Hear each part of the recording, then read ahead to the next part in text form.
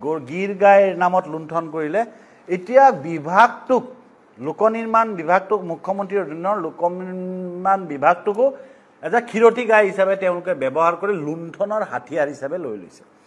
আজি আপোনালোকে জানে যে যোৱা দুদিন আগতে যিটো এটা ঘটনা হৈ গ'ল যে জচিতা দাস বঙাইগাঁও সংমণ্ডলৰ লোকনিৰ্মাণ বিভাগৰ এগৰাকী সহকাৰী অভিযন্তা তেখেত এই মহিলাগৰাকীয়ে আত্মহত্যা কৰিব লগা হ'ল।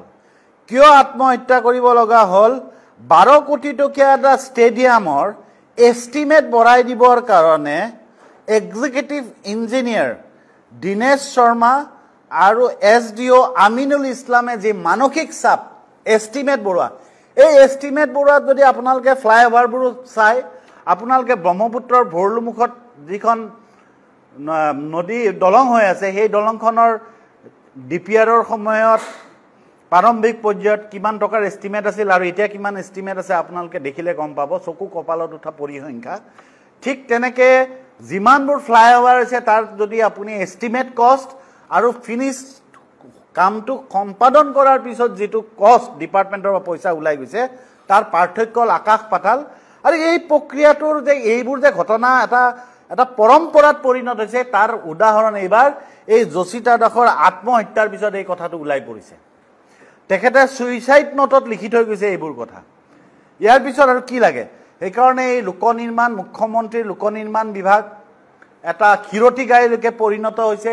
এই চৰকাৰখনৰ মন্ত্ৰী MLA যি সম্পত্তি মাটিৰ যিবোৰ কেলেংকাৰী বিয়াগুম শ বিঘা মাটি ডাঙৰ ডাঙৰ অট্টালিকা কিনাৰ যি ইতিমধ্যে তালিকা মানে ওলাইছে, ৰাইজৰ ওচৰলৈ আহিছে, 100 বিঘা মাটিৰ ফাৰ্ম হাউচ কিনাৰ কথা ওলাইছে, গীৰ গৰুৰ নামত যি দুৰ্নীতি ওলাইছে, এই গোটেই দুৰ্নীতিবিলাকক ঢাকি ৰাখিবলৈ আৰু মুকলি লুণ্ঠন কৰিবলৈ তেওঁলোকে কিছুমান কথা নেৰেটিভ চেঞ্জ কৰি বিগত সময়ত চেঞ্জ কৰি আহিছে। 2016 চনত তেওঁলোকে শৰাইঘাটৰ ৰণ বুলি নিৰ্বাচনত অৱতীৰ্ণ হ'ল। 2021 চনত তেওঁলোকে মোগলক খেদিম বুলি নিৰ্বাচনত অৱতীৰ্ণ হ'ল। এইবাৰ তেওঁলোকে উচ্ছেদৰ নামত নিৰ্বাচনত অৱতীৰ্ণ হ'বলৈ ওলাইছে। কিন্তু উচ্ছেদৰ নামত প্ৰকৃত সত্যটো 50,000তকৈ অধিক বিঘা মাটিত খিলঞ্জীয়া জনগোষ্ঠীয় মানুহ উচ্ছেদ কৰা হৈছে।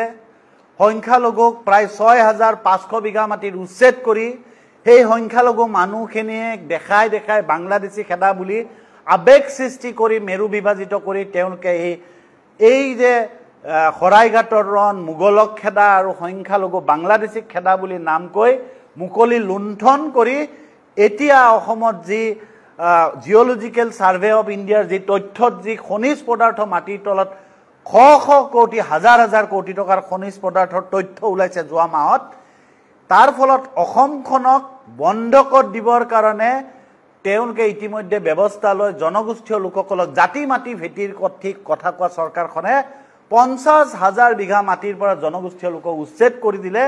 এতিয়া তেওঁলোকে এটা ধৰ্মৰ নামত এটা আকৌ ৰাজনীতি কৰিবৰ কাৰণে এই নেৰেটিভবিলাকক ঢাল হিচাপে লৈছে। কিন্তু সঁচা অৰ্থত এই বিজেপি চৰকাৰৰ এই মুখ্যমন্ত্ৰীৰ নেতৃত্বত মুক্ত লুণ্ঠন চলিছে। সেয়া লোকনিৰ্মাণ বিভাগত হওক, সেয়া আন বিভাগত হওক, সেই ডায়েৰীৰ নামত হওক, সকলো ক্ষেত্ৰত এই চৰকাৰখনে কেৱল লুটিছে। আৰু সেইকাৰণে দিনে প্ৰতিদিনে এতিয়া শ বিঘা মাটি এই বিজেপি চৰকাৰৰ মন্ত্ৰী বিধায়কবোৰে ক'ত কিনিছে সেই তথ্যবোৰ আপোনালোকৰ আগলৈকে আহিছে।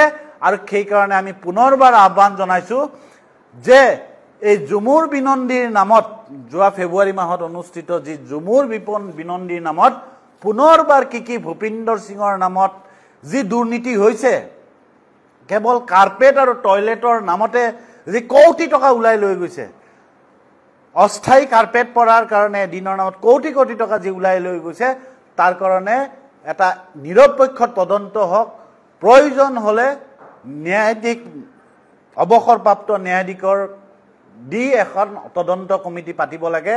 আৰু এই চৰকাৰৰ এই যি মন্ত্ৰী বিধায়ক যি লুণ্ঠনত প্ৰত্যক্ষ পৰোক্ষভাৱে জড়িত আছে তেওঁলোকৰ বিৰুদ্ধে ব্যৱস্থা ল'ব লাগে। আৰু যিহেতু চোৰ আৰু থানেদাৰ একেকেইজন হৈছে এতিয়া এই বিজেপি চৰকাৰৰ দিনত এটা কথা অসমৰ জনগণক প্ৰতিশ্ৰুতি দিওঁ যদি এই দুৰ্নীতিবোৰৰ বিৰুদ্ধে যদি কোনো ব্যৱস্থা নলয় তেতিয়াহ'লে কিন্তু 26ৰ পিছত কিন্তু এই নেতাবোৰৰ কিন্তু জেলৰ ভাত খাব লাগিব এই কথাটো নিশ্চিত যিকোনো খবৰৰ বাবে যোগাযোগ কৰক 7099017330 লগতে 7099017110 নম্বৰত